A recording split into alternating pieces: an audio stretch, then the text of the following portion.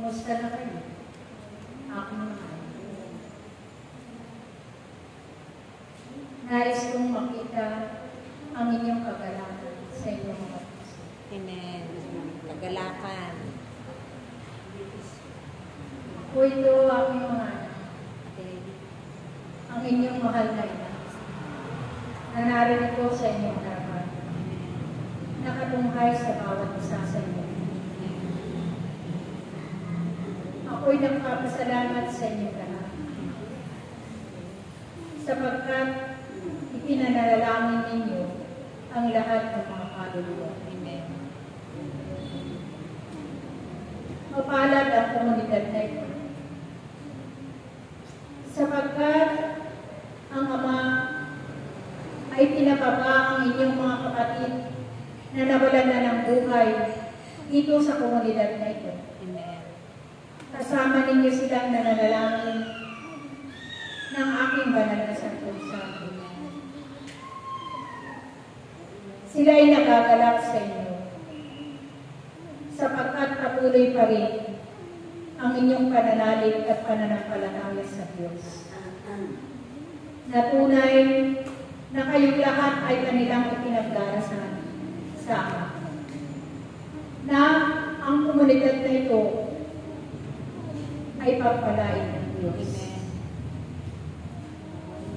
Sila ay nagpapasalamat sa inyong lahat sapagkat hindi ninyo nakakalimutan ang mga tungkulin ninyo na kayo'y manalangin ng banal na Santo Rosario para sa mga kaluluwa at para sa mga buhay.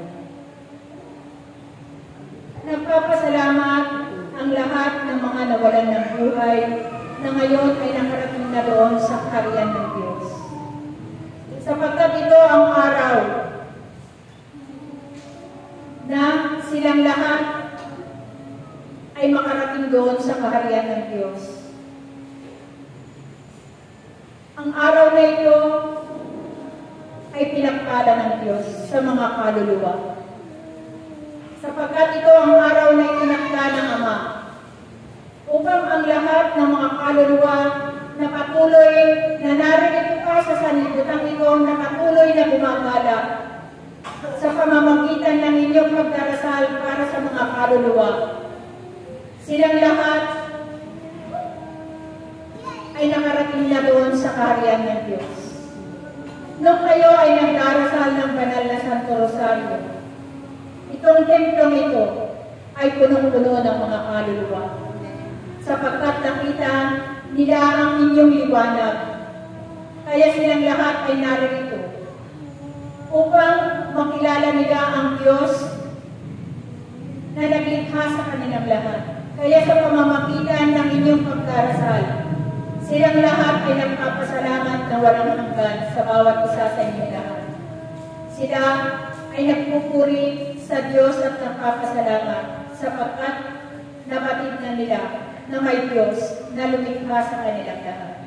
Kaya sa pamamagitan ninyong lahat, kayong lahat ay pinasasalamatan ng Diyos at patuloy na pagpapalain kayo ng Diyos at ipagkakalob niya sa inyo ang gantimpala na inyong tatanggapin sa inyong mga buhay. Sapagkat ito ang nararapat, sapagkat sa inyong pagsunod sa kalooban ng Diyos, tunay na ang pagpapala ay inyong tatanggapin sa inyong mga buhay, sampo ng inyong mga buhay. Kaya magpatuloy kayo, aking mga anak, na kayong lahat ay patuloy na maglingkod sa Diyos.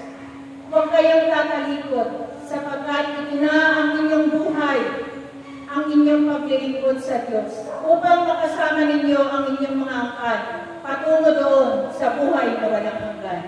Kaya, aking mga anak na narito, na tinawag ng Diyos, kayong lahat ay patuloy na magpasalamat sa Ama, sapagkat kayo ay narito pa at patuloy na naglilingkod sa Kanya. Kaya habang kayo ay narito sa sanlibutan ito, huwag ninyong paghinayangan ang inyong paglilingkod. Iwanan ninyo ang inyong mga mahal sa buhay at sa araw ng gawain ng Diyos, kayo'y narito upang siya ay inyong paglingkuran. Sapagkat ang Diyos ang magbibigay sa inyo ng siksik-liglig na umaapaw na pagpapala sa inyong mga buhay.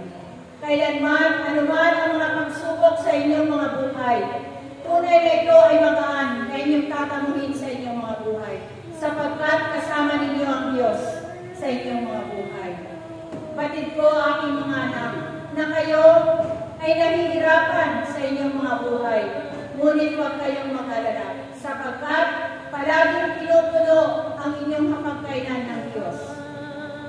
Kaya pagsumikapan ninyo, aking mga anak, na maglingkod ng tapat sa Diyos na inyong pinaglilingkuran. Aking mga anak na narito, patuloy kayo na maglingkod sa Diyos, sapagkat sa inyong paglilingkod, tunay na hindi kayo mabibigo sa inyong mga buhay.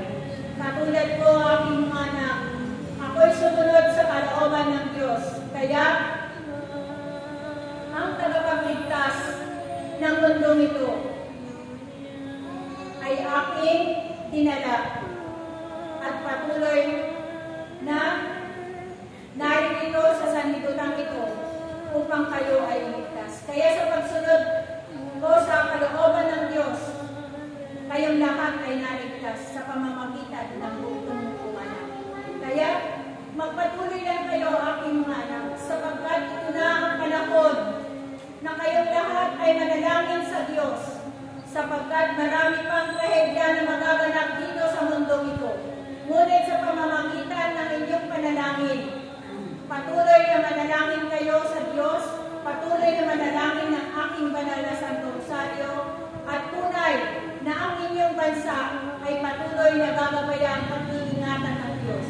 Kailanman ay hindi kayo magdaranas ng mga malalakas na bagyo, malalakas na lindol, at malalakas na mga karamdaman dito sa inyong bansa, sapagkat sa pamamagitan ng inyong tapat na paglilingkod sa Ama, tunay na ito ay hindi magaganap sa inyong buhay.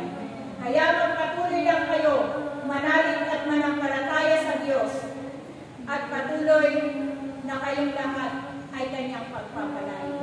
Manalangin kayo ng banal na Santo Rosario, manalangin kayong mabuti, sapagkat ang banal na Santo Rosario ang magliligtas ng inyong angkan at ang inyong bansa. Salamat sa araw na ito sa pagdalo dito sa gawain ng Diyos, sapagkat ipinagdarasal ninyo ang mga kaluluwa, at ang mga kaluluwa ay pinagdasal ninyo sa araw na ito. Silang lahat ay nakilala ang Diyos na lumikha sa kanilang lahat. Kaya nagpapasalamat silang lahat sa bawat isa sa inyong lahat, at patuloy kayo na pagpapalain ng Diyos. Sa inyong pagsunod, tunay na ang buhay na walang hanggan ay tatamuhin ninyo sa inyong mga buhay. Salamat sa araw na ito. Naway pagpalain kayong lahat ng Diyos Ama na ating pinaglilingkuran. Salamat sa inyong lahat. Salamat sa inyo. Praise Yahweh. Praise Yahweh.